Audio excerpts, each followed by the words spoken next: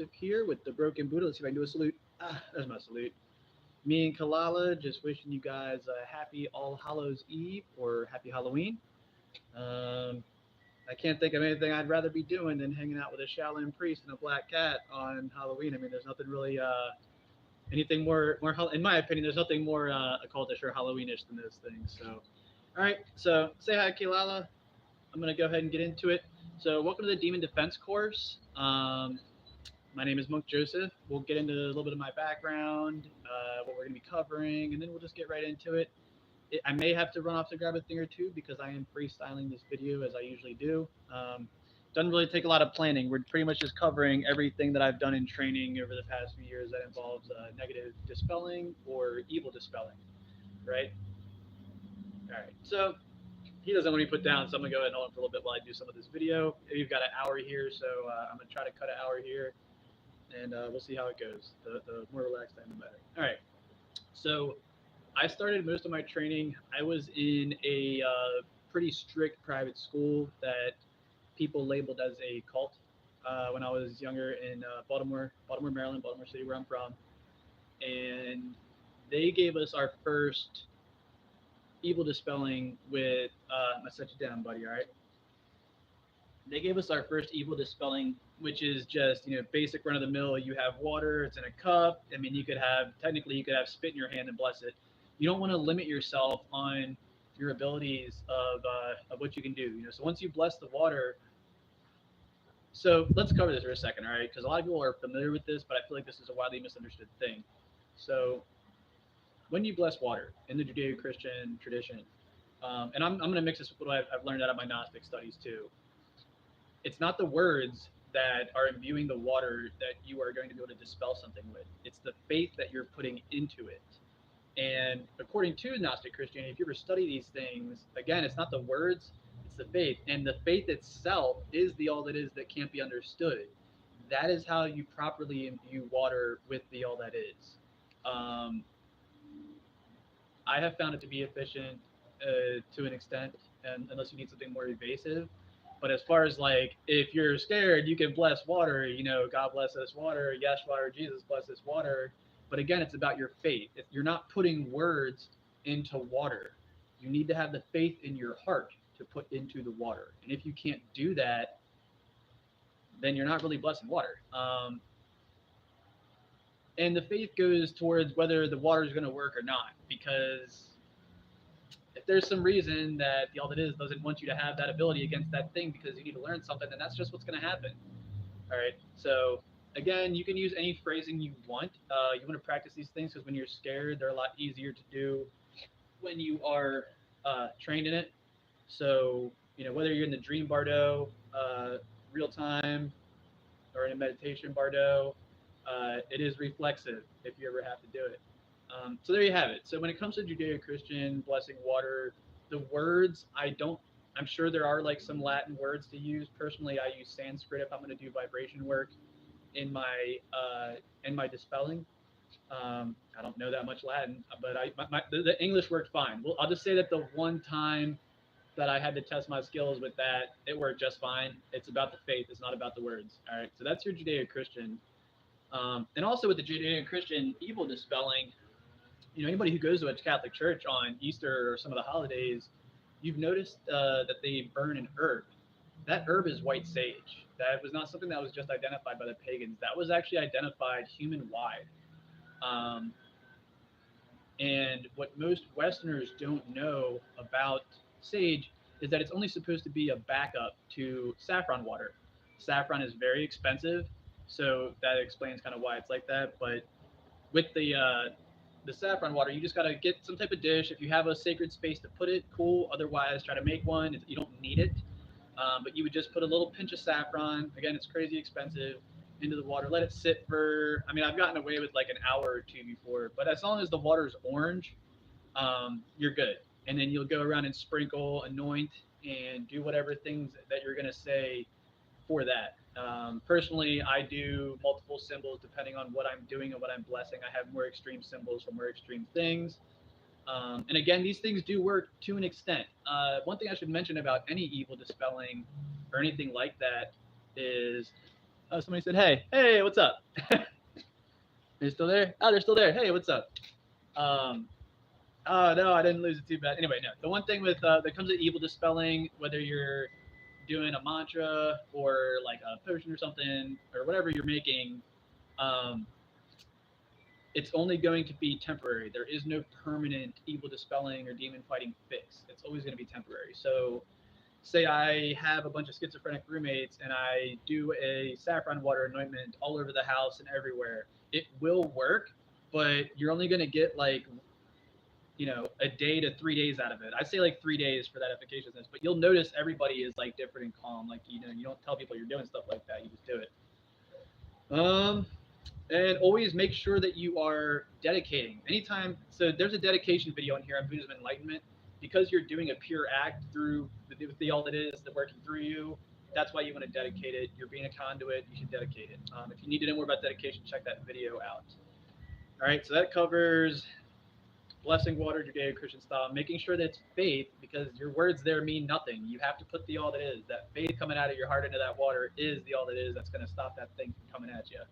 And again, I have used it enough that I know I had to use it once in a dream party and it worked really, really well. And the thing that I was dealing with was not part of my recollective memories. I'll just put it to you like that. And I know that strong enough to say it confidently. Okay, so moving on.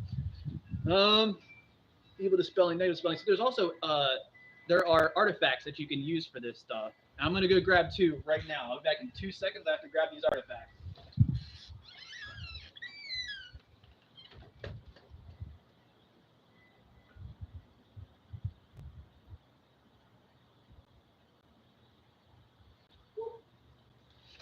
Okay. Again, freestyling my videos as always. And okay, so when it comes to artifacts, these are my two favorite artifacts. This is a mirror of Kundi, pronounced mirror of Tsundi, Cundi. And mine are blessed. I have used them. I know for a fact that they do work. This is a wearable version of the mirror of Kundi. Tsundi, in case you're wondering, Tsundi is like the original Mahadev goddess. Was in the place before the Council of Nicaea, where Christianity was more or less established. They were worshiping a goddess, and then after that, they worshipped a patriarchal god. I prefer not to genderize the all that is because the Taoists said it best. You can't genderize something that doesn't have genitals. It's not possible. So anyway, so these are some of the artifacts. There's other things you can get. I mean, if you Google up anti-evil necklace or pendant, you're gonna get all kinds of stuff. You're gonna see Melong mirrors, which are Tibetan and they work great. You'll get different deities blessed. It's called a tsatsa. It's like a clay press of a deity, and then on the other side is like a blessed pill of various herbs. So there's all kinds of artifacts, crosses.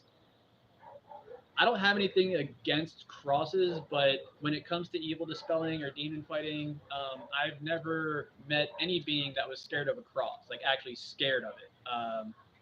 Yeah, so if again, it's the faith that's imbuing the object. It's not your words. It's not the object. So if you have a cross in your hand, and you have no faith, it's not going to work. If you have a cross in your hand and you've got Yeshua in your heart, or the all it is in your heart, it's going to work just fine. It's not the objects. It's the actual faith from you. Anyway, let me set these down.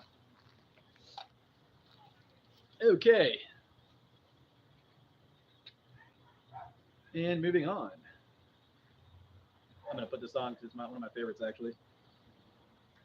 So that covers amulets. You're not always going to have an amulet. And again, when it comes to any type of evil dispelling or demon defense, it's good to have the artifacts, but you really want to take times going into hardened spiritual events where you don't have an artifact or where you don't do any of it. You don't do any preparation. You realize that it's all that is and that you're not doing anything other than getting in the way. So there's that. Moving on, let's talk about demons.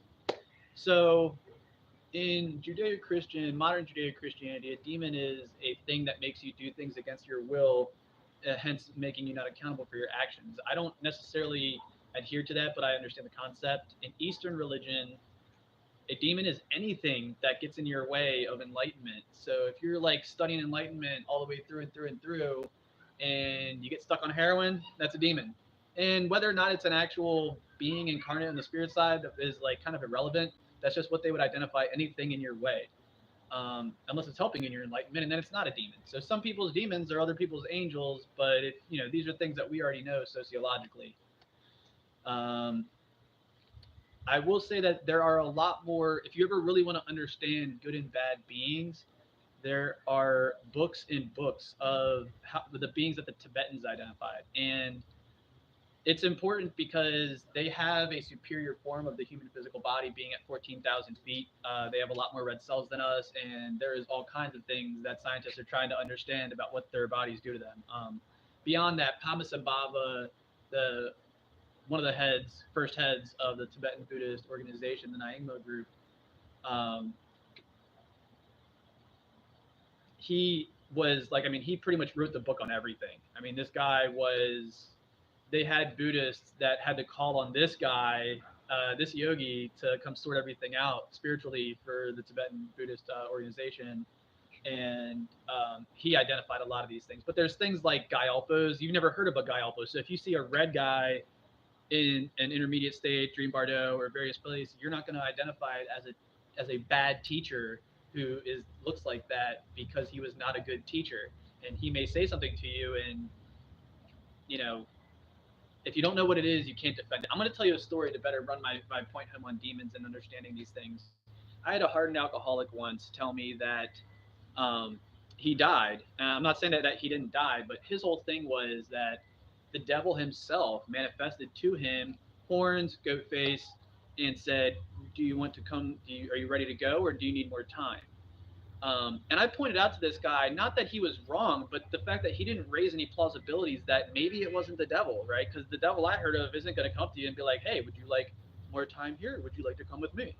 Um, and that's why I get funny about that. I mean, he doesn't know what that being was. I mean, he thinks this being that was really nice to him was the devil because it had horns. Like, it was very kind to him, and he needs to double think that. This is why it's important to identify things like Gyalpos and all the different spirits. Because let's see, just on the top of my head, you know, there's humans, yaksha, which are kind of similar to jinn. There are demons, but they're not the Judeo-Christian type. What else? And then there's Gyalpos. You got Garudas. You got Nagas. I'm gonna miss. There's no way I'm not gonna miss some Bodhisattvas and Buddhas, of course. Um, so yeah. So as you can see, the whole point is that there's a lot of different types of beings out here, and if you don't understand any of them, then you can't dispel against them or protect yourself from them. Hold on, I have to move this. My cat's having a field day. There we go. It wasn't the mirror. He's obsessed with this cinder block. All right, so yeah, so that's why it's good to know all the different types of beings that you can come across. And of course, don't forget that like these beings aren't form; they don't have form. So if they're gonna mess with you in a dream bardo or in a meditation bardo or real time, they're not gonna they're not gonna take the form of a demon and be like, hey, I'm gonna try to mess with you here. They're gonna take the form of. I'll tell you the instance of the last time I had one.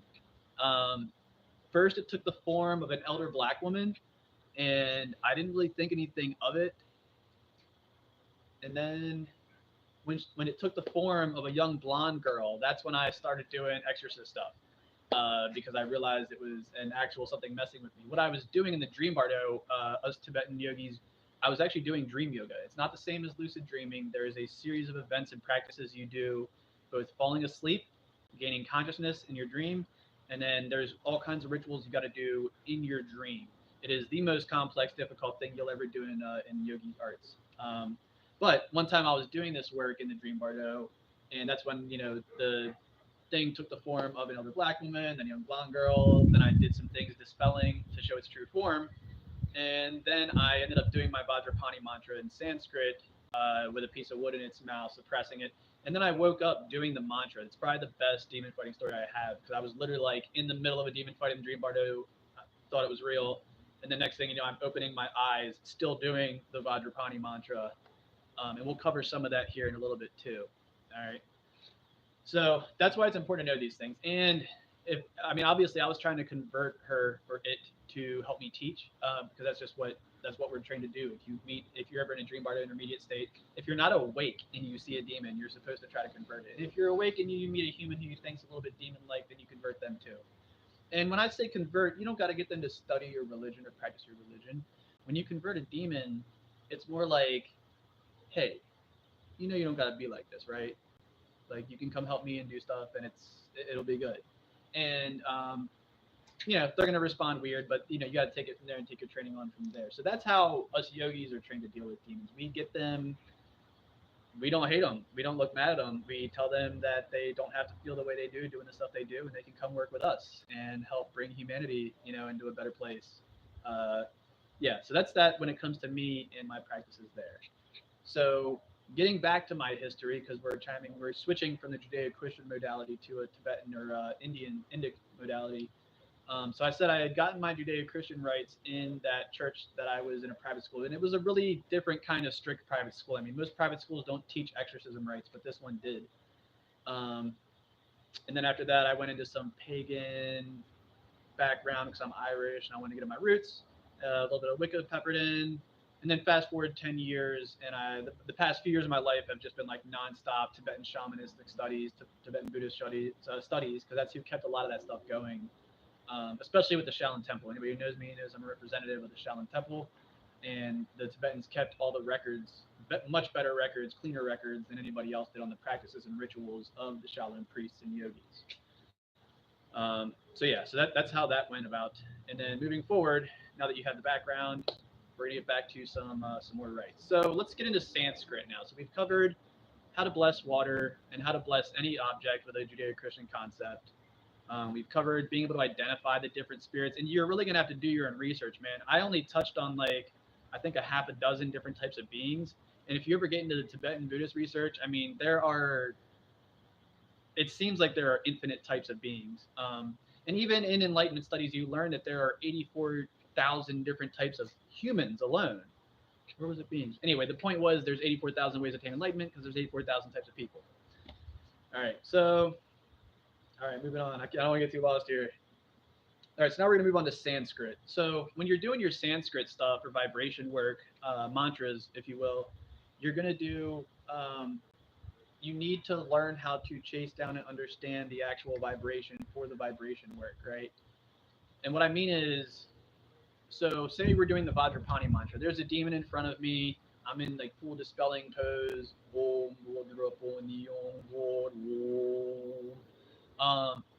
Learning how to do that took a lot of time and practice because if you look up how to say the word Vajra, we'll take one word, Vajra. A Vajra is an indestructible, unstoppable tool / weapon. Vajra is spelled Vajra, but if you go to other groups, it's Bendza. And neither one is wrong, both are right. But when you're doing Sanskrit mantras, you're searching for this like perfect vibration. So even when you're just doing the Om, like you're trying to, once you hit your lips together, you're going for a specific vibration. So if I was doing Vajrapani, I'll do it 3 times. You're saying the words. And personally, I put the word Vajra and Benza together, and then Pani is its own thing. Every letter is pronounced very different in Sanskrit. So you kind of do it as like a whole, and then you go back and pick apart the single parts. So if I was going to do Om Vajrapani Hum Bat, is how you would read it. It's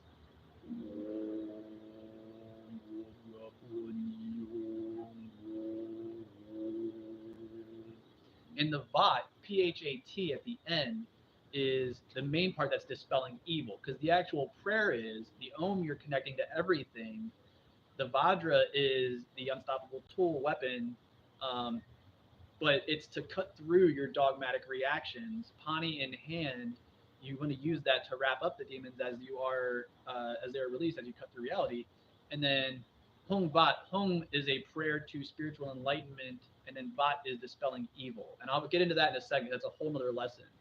And when I say that vibration work in Sanskrit is very unique to the vibration, I say that the word is Om Vajrapani Hum Vat, but if you watch my videos, Om, A-U or A-O-M, has its whole prayer to itself and you connecting.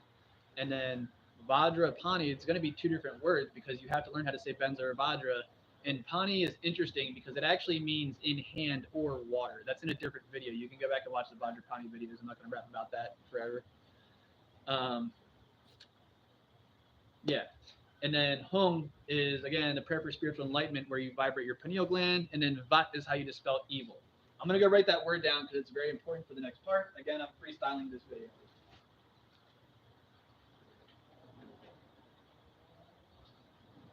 Okay.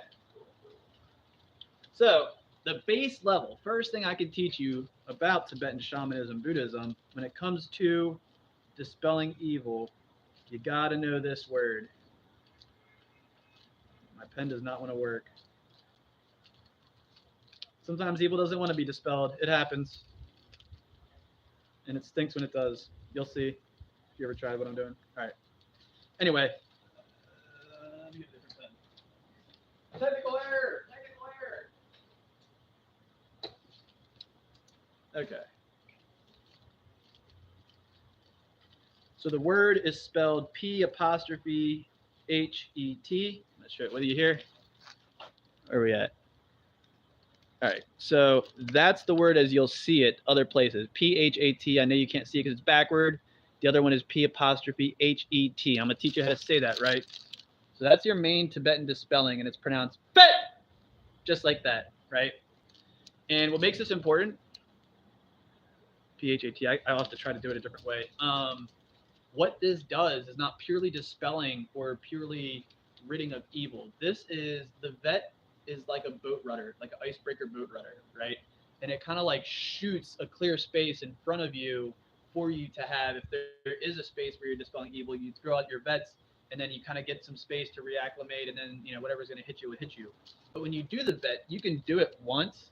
But in Tibetan Buddhism, they teach us to do this 5 times in a row, right? So you're dispelling evil, you're nervous, you just really, and you want it loud too. This is a loud one. And you're going to go, bet, bet, bet, bet, bet.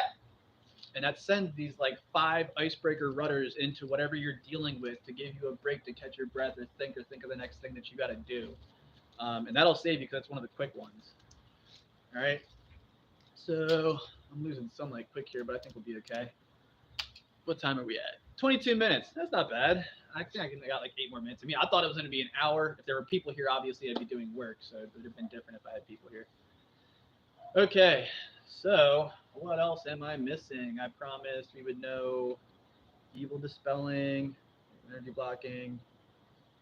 I will share one more thing. So there is a thing called Jinn in Islamic culture, or Middle Eastern culture, if you will, and Jinn pop up in dreams and even waking states. Like it's like when you're half awake, half asleep.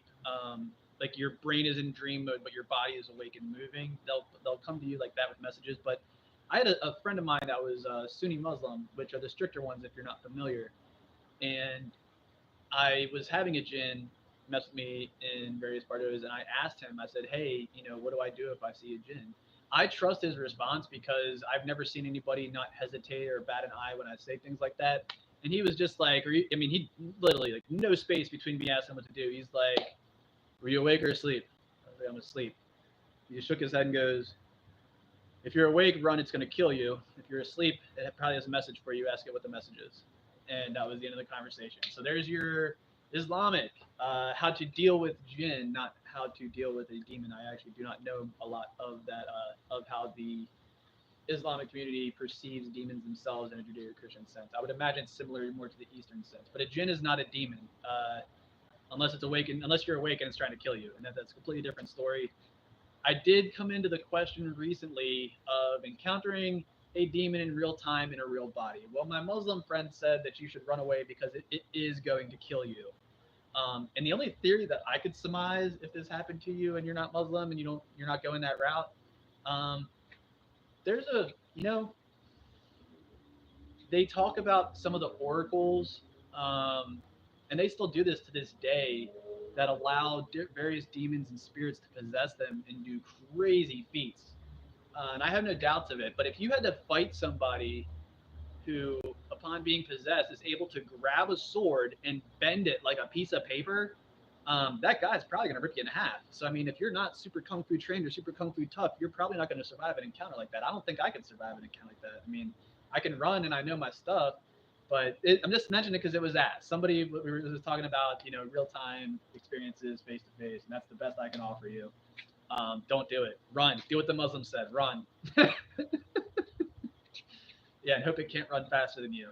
Maybe do some mantras while you're running. All right, so there you have it. I think I covered pretty much everything. And again, I will make another video like this to back this up.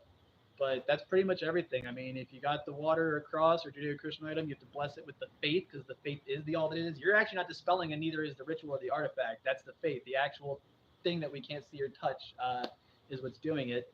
And then you've got the saffron water. Sage is only a backup to saffron water. Saffron water is number one. Sage is number two. After that, you should be going to your Sanskrit. And then, of course, we covered some Sanskrit here. I have a lot of videos on Sanskrit, and I have at least 4 videos of how to perform some of the mantras there. And that's all the Sanskrit lessons. If you ever have any questions about this stuff, you can always leave me a question in the comments section. And if the dialogue's good, I'll leave it up. If you don't want it up, I won't leave it up. Can I turn the light on? Yeah. I have terrible lighting back here at this time of day. So 2604. Let me see if this light will help out at all. Yeah, I had this whole course going, and I just didn't quite advertise it right. Oh, that light's going to make things so much worse. But if I don't move much and talk slow, it might be okay. All right, well, I am probably going to wrap this up. Where'd my Kilala go? Kilala! Where's my Kilala?